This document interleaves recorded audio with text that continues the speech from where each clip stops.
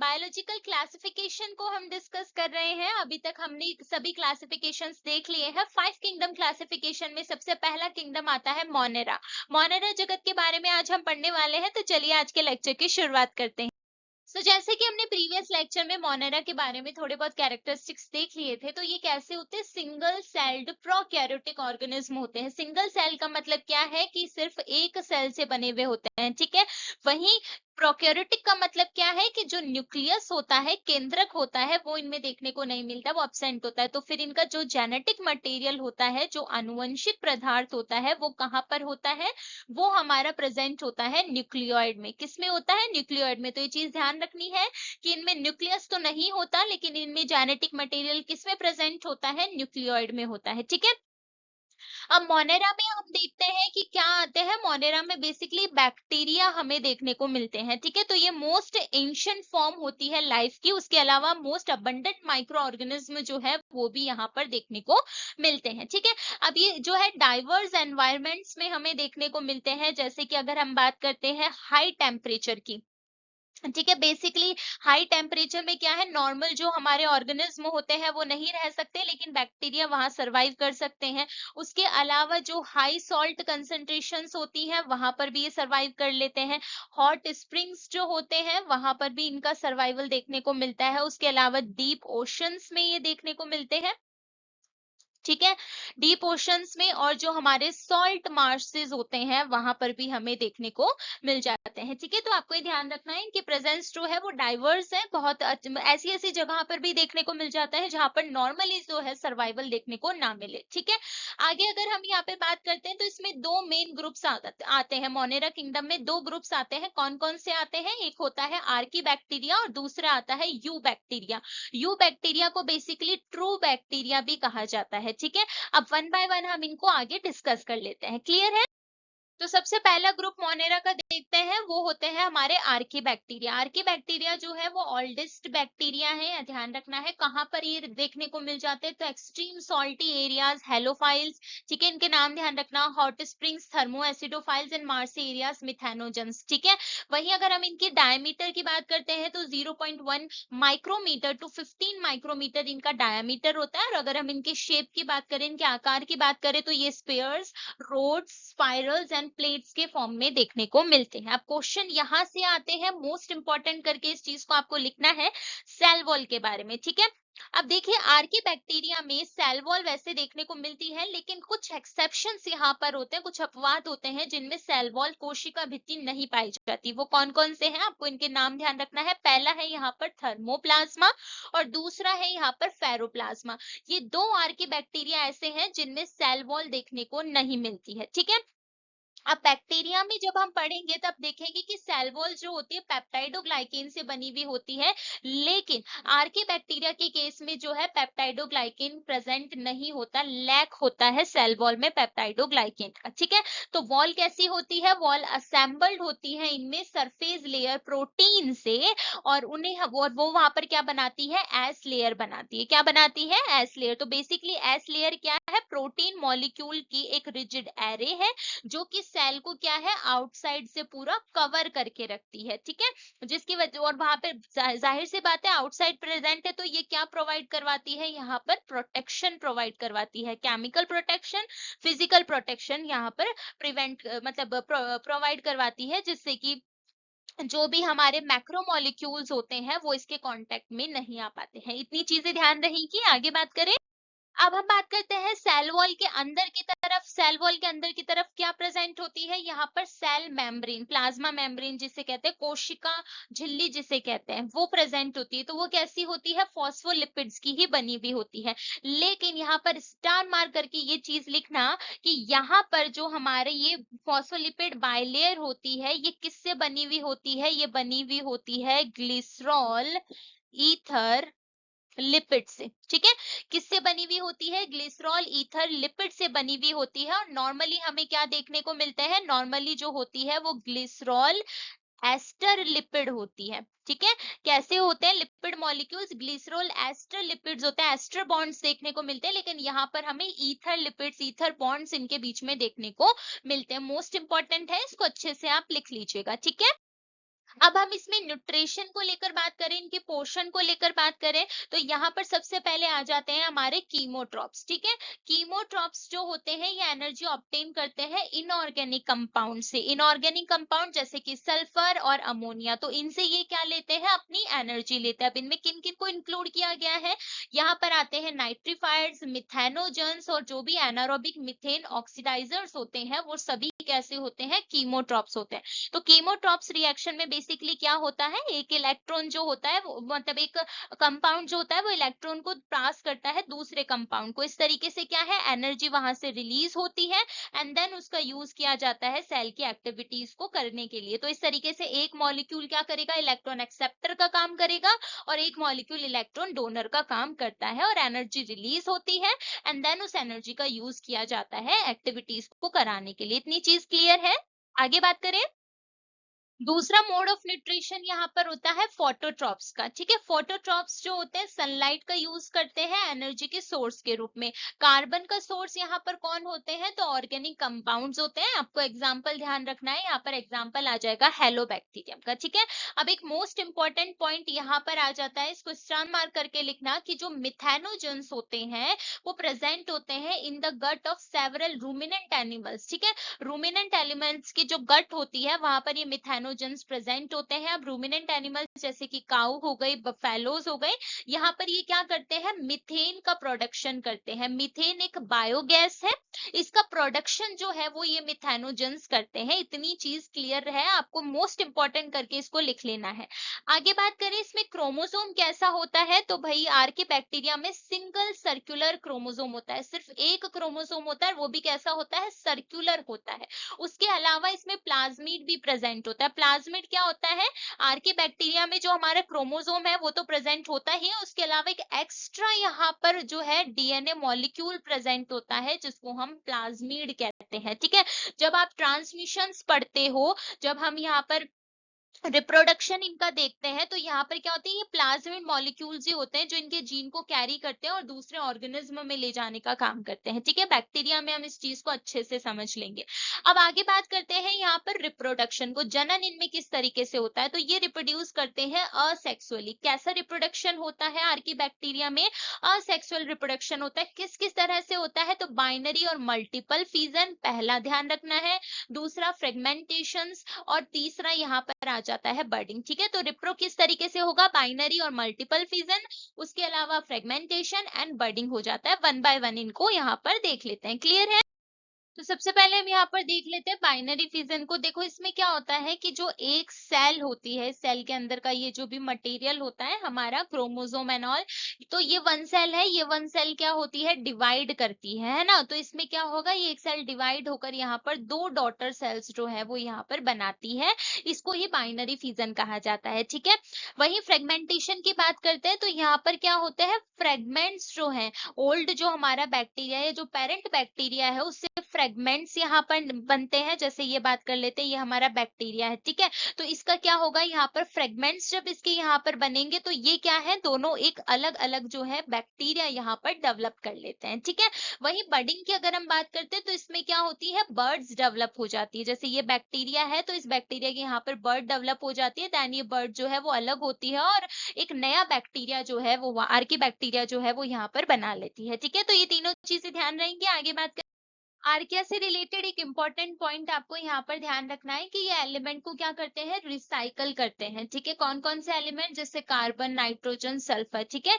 तो ये जो इनकी साइकिल्स होती है वहां पर इंपॉर्टेंट रोल जो है आर्किया का देखने को मिलता है, इनको रिसाइकल करते हैं। ठीक है, उसके अलावा अगर हम इनकी इंटरेक्शंस की बात करें जो अदर ऑर्गेनिज्म के साथ देखने को मिलती है, तो वो यहाँ पर दो तरीके की होती है, एक होती है हमारी म्यूचुअल और दूसरी होती है कॉमन सेलिस में। ठीक है, ये दोनों चीजें आपको ध्यान रखनी है। आगे बात सेकेंड ग्रुप की अब हम बात करते हैं जो कि है यू बैक्टीरिया। यू बैक्टीरिया को ही ट्रू बैक्टीरिया जो है वो कहा जाता है। ये यूबिक्वाइटस होते हैं, मोस्टली फ्री लिविंग ऑर्गेनिज्म के फॉर्म में देखने को मिलते हैं। यहाँ से क्वेश्चंस पूछे जाते हैं कि स्टडी जो है बैक्टीरिया की क्या कहलाती है, तो इसे बैक्टीरियोलॉजी कहा जाता है। ठीक है, अब एंसेस्टर्स जो है बैक्टीरिया के वो यूनिसेलुलर माइक्रो ऑर्गेनिज्म थे, that were the first form of life जो कि अर्थ पर देखने को मिले थे कितने साल पहले, 4 बिलियन ईयर्स अगो। ठीक है। Living in every possible habitat on the planet, जिसमें soil, under water, deep in earth crust, even such extreme environment जैसे acidic hot springs and radioactive waste जो होता है एरिया, वहां पर भी जो है हमें ये बैक्टीरिया देखने को मिलते हैं। ठीक है, आगे बात करें। बैक्टीरिया की साइज एंड शेप को लेकर बात करें तो इसमें जो है वाइड वैरायटी हमें इनकी साइज में देखने को मिलती है। आप यहाँ पर देख सकते हो, ये कोकस, डिप्लोकोकाई, डिप्लोकोकाई इनकैप्सुलेटेड और स्टेफाइलोकोकाई यहाँ पे टेट्राड फॉर्म में है, यहाँ पर स्टेप्टोकोकाई फॉर्म में है, ये है हमारा enlarge road, vibrio form, comma form, यह सभी फॉर्म्स आपको दिखाई गई हैं। ठीक है, आप इनको अच्छे से देख लीजिएगा। ये सभी जो है इनकी साइज एंड शेप होती है जो बैक्टीरिया में हमें देखने को मिल जाती है। आगे बात करें। बात कर लेते हैं, बैक्टीरियल सेल सराउंडेड होती है एक सेल मेम्ब्रेन से, और वो सेल मेम्ब्रेन किसकी बनी हुई होती है? फॉस्फोलिपिड की बनी हुई होती है। अब इस सेल मेम्ब्रेन के बाहर की तरफ हमारी सेल वॉल प्रेजेंट होती है जो किसकी बनी होगी? पेप्टिडोग्लाइकेन की बनी हुई होती है। ठीक है, हमेशा ध्यान रखना, बैक्टीरिया में सेल वॉल कोशिका भित्ति किसकी बनी है? पेप्टिडोग्लाइकेन की बनी है। अब इस सेल वॉल के बेस पर हम बैक्टीरिया को 2 ग्रुप्स में क्लासिफाई करते हैं। ठीक है, एक होते हैं हमारे ग्राम पॉजिटिव बैक्टीरिया और दूसरे हो जाते हैं ग्राम नेगेटिव बैक्टीरिया। ग्राम स्टैनिंग करते हैं तब हम ये 2 ग्रुप इनके क्लासिफाई करते हैं। अगर हम यहाँ पर सबसे पहले बात करें ये ग्राम पॉजिटिव बैक्टीरिया की, तो इनमें जो सेल वॉल होती है वो थिक लेयर के फॉर्म में देखने को मिलती है या थिक वॉल होती है। ठीक है, थिक वॉल होने का मतलब क्या है कि इनमें हमें क्या क्या देखने को मिलता है? पेप्टाइडोग्लाइकेन जो है वो तो यहाँ पर होता ही है, उसके अलावा इसमें हमारे पास जो है टेकोइक एसिड जो है वो भी इसकी वॉल में देखने को मिल जाता है। ठीक है, टेकोइक एसिड जो है वो भी प्रेजेंट होता है, तो इस वजह से ये कैसी होती है? थिक लेयर के फॉर्म में देखने को मिलती है। वहीं ग्राम नेगेटिव की बात करें तो ग्राम नेगेटिव जो होती है वो थिन वॉल के फॉर्म में होती है, जो सिर्फ किसकी बनी हुई होगी? जो सिर्फ पेप्टाइडोग्लाइकेन की बनी हुई होती है। ठीक है, अब ये सेल वॉल जो होती है वो यहाँ पर बैक्टीरिया को प्रोटेक्शन प्रोवाइड करती है। ठीक है, जब हम पेनिसिलिन की बात करते हैं, किसकी बात करते हैं? पेनिसिलिन की। ठीक है, तो पेनिसिलिन की जब आप बात करते हो तो वो इस सेल वॉल पर ही मतलब बैक्टीरिया को जब वो किल करती है तो ये सेल वॉल पर ही अटैक करती है। बेसिकली वो क्या करती है? ये जो पेप्टाइडोग्लाइकेन होता है इनके सिंथेसिस को रोक देती है, जिसकी वजह से सेल वॉल नहीं बन पाती और वो बैक्टीरिया को क्या कर देती है? किल कर देती है। ठीक है, आगे बात कर। नेक्स्ट अब हम बात कर लेते हैं बैक्टीरिया में मूवमेंट को लेकर। तो इनमें मूवमेंट के लिए फ्लैजिला प्रेजेंट होता है। क्या प्रेजेंट होता है? फ्लैजिला। फ्लैजिला की अगर हम बात करते हैं तो ये बेसिकली क्या है? ये रिजिड प्रोटीन स्ट्रक्चर होती हैं। क्या होते हैं? रिजिड प्रोटीन स्ट्रक्चर होते हैं और इस फ्लैजिला के थ्रू जो है ये क्या करते हैं? मूवमेंट करते हैं, गति करते हैं। ठीक है, अब यहाँ पर अगर हम फ्लैजिला की ये डायमीटर एंड ऑल की बात करें तो 20 nm जो है वो इसका डायमीटर होता है। वहीं इसकी लेंथ कितनी होती है? तो 20 माइक्रोमीटर जो है वो इसकी लेंथ हो जाती है। ठीक है, वही नेक्स्ट हम बात करते हैं फिम्ब्री की। फिम्ब्री की अगर हम यहाँ पे बात करें तो ये बेसिकली कैसी है? ऑल्सो इन्हें क्या कहा जाता है? अटैचमेंट पिली भी कहा जाता है। क्या कहते हैं? अटैचमेंट पिली भी कहते हैं। ये फाइन जो है फिलामेंट होते हैं। क्या होते हैं? फाइन फिलामेंट होते हैं, किसके? प्रोटीन्स के। ठीक है, सेल है हमारी बैक्टीरिया की, इसकी सरफेस पर, पूरी सरफेस पर जो है ये इस तरीके से प्रेजेंट होते हैं। तो इनका फंक्शन क्या हो जाएगा? इनका फंक्शन जो है वो अटैचमेंट हो जाएगा। ठीक है, बैक्टीरिया की जो सेल होती है उसका अटैचमेंट करवाते हैं अदर सेल से। उसके अलावा जो सॉलिड सरफेस होती है वहां पर भी अटैचमेंट ये करवाते हैं। वहीं पिली की अगर हम बात करें तो ये क्या करती है? ये जेनेटिक मटेरियल का ट्रांसफर करती है। क्या करती है? जेनेटिक मटेरियल का ट्रांसफर करती है बिटवीन द बैक्टीरियल सेल। इस वक्त इन्हें क्या कहेंगे? इन्हें सेक्स पिली यहाँ पर कहते हैं। उसके अलावा इनका कुछ रोल जो है वो मूवमेंट में भी देखने को मिलता है। ये तीनों चीजें ध्यान रहेगी। आगे बात नेक्स्ट यहाँ पे प्रेजेंट होता है ग्लाइकोकैलिक्स। ग्लाइकोकैलिक्स की बात करते हैं तो ये कुछ बैक्टीरिया जो है वो बनाते हैं, सभी में देखने को नहीं मिलते, कुछ बैक्टीरिया में देखने को मिलते हैं। और कहाँ पर होते हैं? सेल को ये सराउंड करे हुए रहते हैं। जैसे बैक्टीरियल सेल है तो इसको सराउंड करे हुए जो है ये प्रेजेंट होते हैं। अब इनका फंक्शन क्या हो जाएगा? तो पहला फंक्शन तो जो है इनका हो जाता है प्रोटेक्शन प्रोवाइड करवाना, मैक्रोफाजेस से बचाते हैं अगर हम ह्यूमन इम्यून सिस्टम की बात करें। उसके अलावा जो है ये एज एंटीजन वर्क करते करते हैं, ठीक है, एज एंटीजन 1 करते हैं जब हम सिग्नलिंग देखते हैं। उसके अलावा इनका फंक्शन किस में हो जाता है, अटैचमेंट में हो जाता है, ठीक है। अब यहाँ पर बात करें कि भाई इसमें क्रोमोसोम किस तरीके का होता है, तो बैक्टीरिया में सिंगल सर्कुलर क्रोमोसोम प्रेजेंट होता है और उसके अलावा प्लाज्मिड एक्स्ट्रा क्रोमोसोमल मटेरियल के फॉर्म में प्रेजेंट होता है। और मोस्ट इंपॉर्टेंट थिंग जो हमें यहाँ पर ध्यान रखनी है वो है यहाँ पर एंडोस्पोर। एंडोस्पोर जो है कुछ ग्राम पॉजिटिव बैक्टीरिया बनाते हैं, जैसे कि बैसिलस, क्लॉस्ट्रिडियम, स्पोरो, हेलोबैक्टर और हेलियोबैक्टीरियम, ठीक है। आपको इनके नाम ध्यान रखने हैं कि ये एंडोस्पोर्स बनाते हैं। अब बेसिकली एंडोस्पोर्स क्या होते हैं, एंडोस्पोर्स जो है वो यहाँ पर हाईली रेजिस्टेंट डोरमेंट स्ट्रक्चर होती है, ठीक है। हाईली रेजिस्टेंट डोरमेंट स्ट्रक्चर होती है और कहाँ बनकर आती है, ये साइटोप्लाज्म के अंदर बनकर आती है, ठीक है। सेल की साइटोप्लाज्म के अंदर बनकर आती है और यहाँ पर मेटाबॉलिज्म जो है वो हमें देखने को नहीं मिलता, बिकॉज इन ये डोरमेंट स्ट्रक्चर है। यहाँ पर जो मेटाबॉलिज्म है वो देखने को नहीं मिल रहा, तो जो ऐसी कंडीशंस है जहां पर हमारा ये सरवाइव नहीं कर सकता, तो वो कैसे चला जाता है, बैक्टीरिया एंडोस्पोर्स फॉर्म में आ जाता है। इस फॉर्म में क्या है, वो मिलियन ऑफ ईयर्स तक जो है वो विएबल रह सकता है। इतनी चीज क्लियर है। नेक्स्ट जब हम इनके मेटाबॉलिज्म की बात कर लेते हैं तो सबसे पहले यहाँ पर आते हैं फोटोसिंथेटिक ऑटोट्रॉप्स। फोटोसिंथेटिक ऑटोट्रॉप्स जो होते हैं वो सनलाइट का यूज करते हैं एंड देन वहां से अपनी एनर्जी जो है वो लेते हैं, ठीक है। सनलाइट का यूज करके अपनी एनर्जी लेते हैं। इसमें एग्जाम्पल हमें साइनोबैक्टीरिया का देखने को मिल जाता है। Cyanobacteria basically unicellular कॉलोनल filamentous fresh water marine और टेरेस्ट्रियल एल्गी है, ठीक है। इनकी जो कॉलोनीज होती है एक जिलेटिनस शीथ से कवर होती है। उसके अलावा ये कहाँ देखने को मिलते हैं, ये ब्लूम्स बनाते हैं पॉल्यूटेड वाटर बॉडीज में, ठीक है। जो भी हमारी प्रदूषित वाटर बॉडीज होती है जहाँ पे पॉल्यूशन होता है वहां पे ये ब्लूम्स बनाते हैं और इनमें से कुछ जो होते हैं वो नाइट्रोजन, एटमॉस्फेरिक नाइट्रोजन को फिक्स करते हैं कुछ स्पेशलाइज्ड सेल्स में, जिन्हें हम हेट्रोसिस्ट कहते हैं, जिसके एग्जांपल नॉनस्टॉक एंड एनाबीना देखने को मिल जाते हैं। वहीं सेकेंड टाइप इसमें देखने को मिलता है कीमोसिंथेटिक ऑटोट्रॉप्स। कीमोसिंथेटिक ऑटोट्रॉप्स क्या करते हैं, जो इनऑर्गेनिक सब्सटेंसेस हैं जैसे कि नाइट्रेट हो गया, नाइट्राइट हो गया, अमोनिया हो गया, इनका वो क्या करते हैं, ऑक्सीडेशन करते हैं, ठीक है। और यहाँ से जो एनर्जी मिलती है वो क्या करते हैं, एटीपी के प्रोडक्शन में यूज लेते हैं, देन सेलुलर एक्टिविटीज वो यहाँ पर करवाते हैं। ये तो ऑटोट्रॉप्स की बात हो जाती है। वहीं इनमें कुछ हिट्रोट्रॉप्स के फॉर्म में भी देखने को मिलते हैं। तो ये क्या करते हैं, ऑर्गेनिक जो मॉलिक्यूल्स होते हैं, अदर ऑर्गेनिक मॉलिक्यूल्स होते हैं, उनसे अपनी एनर्जी जो है वो लेते हैं, खुद से नहीं बनाते हैं। ये मेटाबॉलिज्म की चीज इतनी क्लियर है।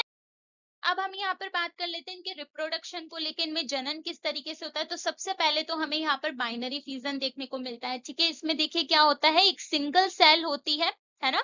ये क्या है, एक सिंगल सेल है जिसमें डीएनए का रेप्लिकेशन सबसे पहले होगा, डीएनए रेप्लिकेट होगा, अपनी कॉपी बनाएगा इस तरीके से, एंड देन इनका क्या हो जाएगा, क्रोमोसोम का सेग्रीगेशन हो जाएगा। ये सेग्रीगेट होकर साइटोकाइनेसिस होगा, कोशिका का विभाजन हो जाएगा और इस सिंगल सेल से क्या है, यहाँ पर दो सेल्स बनकर आ जाती है, डबल डॉटर सेल्स जो है वो यहाँ पर बनकर आ जाती है, ठीक है। इतनी चीज क्लियर है। तो ये बाइनरी फ्यूजन हो जाता है। नेक्स्ट हम यहाँ पर बात करें तो बर्डिंग हमें देखने को मिलता है। बर्डिंग में क्या होता है कि जो हमारा बैक्टीरिया है यहाँ से एक बर्ड के फॉर्म में आउटग्रोथ निकलती है, जो कि जब सेपरेट होती है तो पूरा का पूरा बैक्टीरिया बना लेती है, ठीक है। थर्ड यहाँ पर जेनेटिक मटेरियल के फॉर्म में, अच्छा ये जो बर्डिंग है और बाइनरी फ्यूजन है ये असेक्सुअल रिप्रोडक्शन के फॉर्म में आता है। और वही कॉन्जुगेशन की अगर हम बात करते हैं तो ये जेनेटिक मटेरियल वाले जो है रिप्रो में हमें देखने को मिलता है, ठीक है। अब सबसे पहले कॉन्जुगेशन की अगर हम इसमें बात करें तो कॉन्जुगेशन में क्या होता है कि डीएनए का ट्रांसफर जो है वो डायरेक्ट देखने को मिलता है, यानी कि ये जो हमारी दो बैक्टीरियल सेल के बीच में क्या है, कनेक्शन बनकर आता है, ठीक है। कनेक्टिंग ब्रिज बनकर आता है, जिसकी वजह से यहाँ का जो डीएनए है, ये डीएनए कहाँ पर ये जो सर्कुलर डीएनए है, ये डीएनए का ट्रांसफर जो है वो इसमें हो जाता है। तो ये तो हमारी डोनर हो जाती है, ये रेसिपिएंट हो जाती है, तो यहाँ से इसका ट्रांसफर इस वाले फॉर्म में हो जाता है, ठीक है। तो ये ध्यान रहेगी, ये कॉन्जुगेशन है। नेक्स्ट हम इसमें बात करते हैं ट्रांसफॉर्मेशन। ट्रांसफॉर्मेशन में क्या होता है कि जो भी डीएनए होता है हमारा, रेसिपिएंट सेल वो कहाँ से लेती है, एनवायरमेंट से लेती है। कहाँ से लेती है, एनवायरमेंट से लेती है। जैसे आप यहाँ पर देख सकते हैं ये डीएनए के फ्रेगमेंट्स जो हैं ये बाहर प्रेजेंट एनवायरमेंट में, ये हमारा जो है रेसिपिएंट सेल है, तो ये इस डीएनए को जो है यहाँ पर अंदर लेती है, देन ये ट्रांसफॉर्म हो जाती है। ठीक है। थर्ड यहाँ पर हमें देखने को मिलता है ट्रांसडक्शन। ट्रांसडक्शन में किसका इन्वॉल्वमेंट होता है? बैक्टीरियोफेज का। बेसिक बैक्टीरियोफेज जो है एक वायरस का टाइप है, तो बैक्टीरियोफेज जो होता है इसके थ्रू जो है हमें डीएनए का ट्रांसफर जो है इस डोनर सेल से इस रेसिपिएंट सेल में देखने को मिलता है। इतनी चीज क्लियर है? सो आज के लेक्चर में इतना ही। आई होप सो आपको जो है बैक्टीरिया, आर्की बैक्टीरिया समझ में आया होगा। हमने बहुत ही जनरल तरीके से जो है इन चीजों को देखा है, बेसिक लेवल पर मोनेरा किंगडम को डिस्कस किया है। नेक्स्ट जो लेक्चर होने वाला है वो प्रोटिस्टा किंगडम पे होने वाला है। बैक्टीरिया को जो है एक अलग से वीडियो बना के मैं डिटेल में वहां पर अच्छे से इसको समझा दूंगी। जितनी भी इसमें इंटरेक्शंस देखने को मिलती है, पूरा रिप्रोडक्शन हम वहां अच्छे से समझेंगे, जेनेटिक मटेरियल का ट्रांसफर किस तरह से होता है वो अच्छे से समझेंगे। अभी के लिए हमने मोनेरा किंगडम को थोड़ा बेसिक से अच्छे से समझ लिया है, तो आप मुझे कमेंट करके जरूर बताना आपको लेक्चर किस तरीके का लगा है। नेक्स्ट लेक्चर के लिए स्टे ट्यून्ड।